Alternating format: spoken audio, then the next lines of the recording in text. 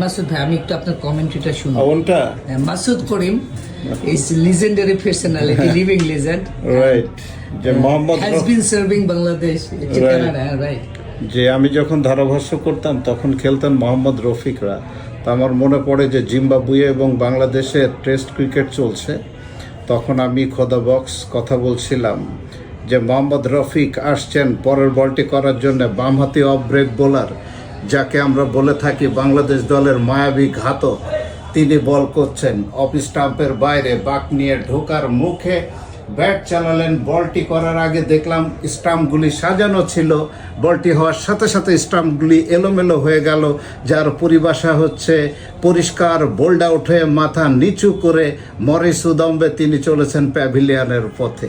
আরও একটি উইকেটের পতন, মোহাম্মদ রফিক চমৎকার বল করলেন। যা হোক, সময় যত গড়াচ্ছে দেখে মনে হচ্ছে বাংলাদেশ আস্তে আস্তে জয়ের বন্দরের দিকে এগিয়ে যাচ্ছে। ধন্যবাদ। চমৎকার। ক্লাব হবে, ক্লাব হবে।